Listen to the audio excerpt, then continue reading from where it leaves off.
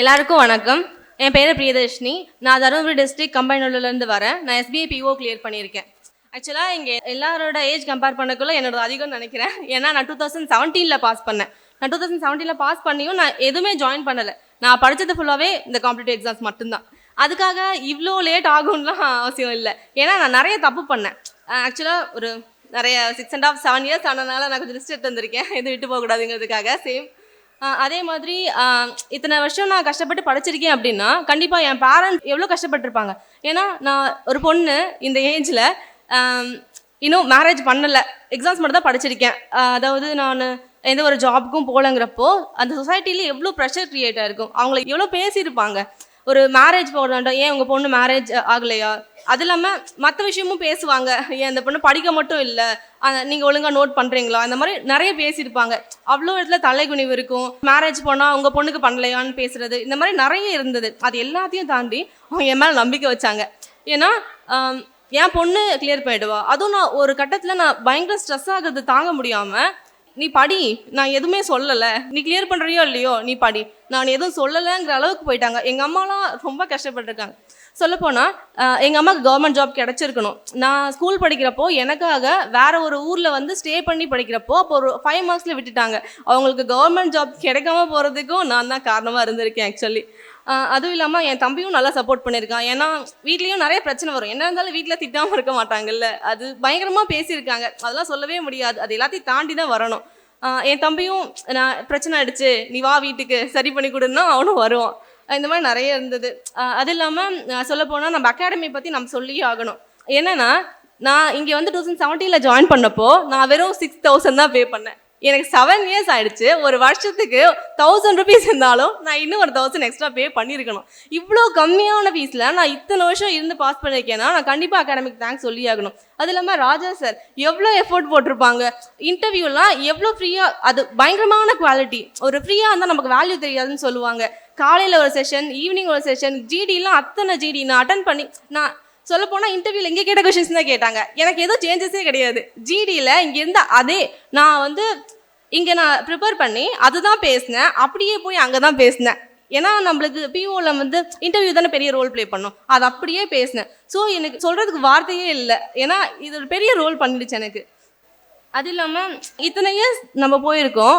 ஆனால் எப்படி நான் இதை மோட்டிவேட்டாக இருந்திருப்பேன் அப்படின்னா, நிறைய பேருக்கு தேங்க்ஸ் சொல்லணுங்கிறப்போ நான் என்னுடைய ஃப்ரெண்ட் ரோஷினியும் நான் சொல்லுவேன் ஆக்சுவலாக. ஏன்னா அவங்க இப்போ ஒரு மோட்டிவேஷன் அப்படிங்கிறது, நம்மளுக்கு ஒரு சப்போர்ட்டுங்கிறது மணி மட்டுமே கிடையாது, நம்மளுக்கு வந்து மென்டல் சப்போர்ட்டும் இருக்கும். அதே மாதிரி நம்மளுக்கு மானிட்டரி சப்போர்ட் கொடுக்கணுன்னா அவங்களுக்கு வந்து அவ்வளோ மணி இருக்கணும்னு கூட அவசியம் கிடையாது. அவங்ககிட்ட மனசு இருந்தால் போதுங்கிறது எனக்கு அவங்ககிட்ட தான் தெரிஞ்சுது. அது இல்லாமல் இன்னொரு ஃப்ரெண்டு இருக்காங்க. அவங்க வந்து இப்போது நம்மளுக்கு மோட்டிவேஷனுங்கிறப்போ என்னை பொறுத்த வரைக்கும் நான் டக்குன்னு ஒரு வீடியோ பார்த்தோ பெருசாக மோட்டிவேட் ஆக மாட்டேன். என் கூட என்ன இருக்காங்க, அவங்க எப்படி இருக்காங்கிறத பொறுத்து தான் நான் மோட்டிவேட்டே ஆகுவேன். அது இல்லாமல் என் ஃப்ரெண்டு ஒருத்தர் இருக்காங்க. அவங்க வந்து ஒரு டைரக்டர் ஆகணும்னு ஆசைப்பட்டாங்க. ஒரு டைரக்டர் ஆகணும்னு ஆசைப்படுறதுனா அது எப்படி ஒரு 1000ல் ஒருத்தரோ இல்லை 1,00,000ல் ஒருத்தரோ பண்ணுற மாதிரி இருக்கும். அவங்க ஆசை மட்டும் படலை, பண்ணிட்டாங்க. ஆக்சுவலாக என்னென்னா என்கிட்ட சொல்கிறப்போ ஒரு வெப் சீரிஸ் எடுக்கணும்னு ஆசைப்படுறேன், அதை நான் எடுக்கிறதுக்கு 1% பாசிபிலிட்டி தான் இருக்குது அப்படின்னு சொன்னாங்க. நான் ஷாக். கண்டிப்பாக அது எப்படி 1% பாசிபிலிட்டி இருக்குன்ற. ஆனால் அதை செஞ்சு முடிச்சுட்டாங்க. அது செஞ்சு முடிச்சது இல்லாமல் அது வந்து டிவியில் வரதோ ஒரு எஃப்எம்ல வரதோ இந்த மாதிரி அவ்வளோ பெரிய விஷயத்த பண்ணிட்டாங்க. இத்தனைக்கும் பெரிய அகாடமிலலாம் அவங்களும் அக்ரிகல்ச்சர் தான் படித்தாங்க.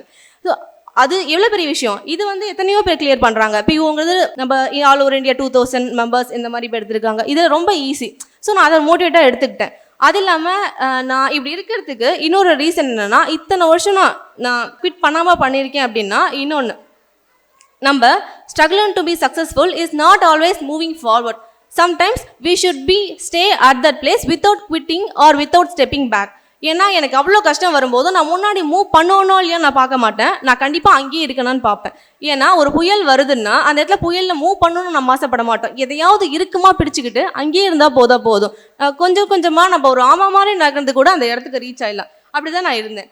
அது இல்லாமல் நான் வந்து being healthy is the key அப்படின்னு நான் சொல்லுவேன். கன்சிஸ்டன்சி இருக்கணும், ஆனால் நம்ம ஹெல்த்தியாக இருக்கணும். ஏன்னா நான் இன்டர்மீடியன்ட் ஃபாஸ்டிங் இருந்தேன். நம்ம சூப்பர் பேட்ச் இருக்கிறப்போ நான் சூப்பர் பேட்ச் கிளாஸ் அட்டன் பண்ணிவிட்டு இன்டர்மீடியன்ட் ஃபாஸ்டிங் இருந்து யோகா பண்ணுவேன். இந்த யோகாவை எனக்கு இன்ட்ரோ பண்ணி கொடுத்தேன் என் ஃப்ரெண்டோட அம்மாவுக்கு நான் ரொம்ப தேங்க்ஃபுல்லாக இருக்கேன். ஏன்னா அவங்க தான் சொன்னாங்க யோகா பண்ணுன்னு சொன்னாங்க. நான் போன வருஷம் ஒரு சாம்பை மாமுத்ரான் நான் ட்ரை பண்ணேன். அதை நான் கற்றுக்கிட்டு நான் டெய்லி பண்ண எனக்கு அது ரொம்பவே நல்ல சேஞ்சஸ் எனக்கு ஏற்படுத்துச்சு. ஏன்னா நம்ம பேங்கிங்கிறது நம்மளுக்கு வந்து படிக்கிறது கிடையாது. நம்ம வந்து எப்படி நம்ம வந்து கான்ஷியஸாக இருக்கணும், நம்ம வந்து மைண்டு கிளியராக இருக்கணும். அதுக்காக நம்ம படிக்க மட்டும் போதாது, நம்ம மைண்டும் கிளியராக வச்சுக்கணும். அதனால நான் யோகா பண்ணும்போது எனக்கு நல்லாவே சேஞ்சஸ் இருந்தது. அந்த சேஞ்சஸ்னால என்னால் ஈஸியாக ஒரு எக்ஸாமும் கிளியர் பண்ண முடிஞ்சது. அது இல்லாமல் எனக்கு ரொம்ப பிடிக்காத ஒரு நாளாக என் பர்த்டே. அந்த அன்னைக்கு நான் ரொம்ப ஃபீல் பண்ணியிருக்கேன். ஏன்னா இத்தனை வருஷம் ஆச்சு இல்லை. அந்த டைமில் எனக்கு ஒரு டைம் நான் எங்கள் வீட்டில் கால் பண்ண வேணாம்னு சொல்லிட்டேன். பயங்கர ஃப்ரஸ்ட்ரேஷன். இது போன வருஷம், நான் இந்த வருஷம் வரையும் தாண்டிட்டேன் ஆக்சுவலாக. அப்போ எனக்கு ஃபோனில் ஒரு வார்த்தை சொன்னாங்க, என் ஃப்ரெண்டோட அம்மா. என்ன சொன்னாங்கன்னா, நீ இவ்வளோ கஷ்டப்படுறப்பா, உனக்கு பிரபஞ்சம் கொடுத்து தான் ஆகணும், கொடுக்காம எங்கே போயிட போகிறாங்க, உனக்கு கொடுக்காம எப்படி இருப்பாங்க, நீ பிரபஞ்சத்துக்கிட்ட நீ என்ன வேணும்னு தெளிவாக கேட்டியா, நீ கவர்மெண்ட் ஜாப்னு தான் கேட்டேன் ஆனால் தெளிவாக கேட்டியான்னு கேட்டாங்க. நான் கேட்டேன், இப்போ வரையும் இருந்தேன், பண்ணி முடிச்சுட்டேன்.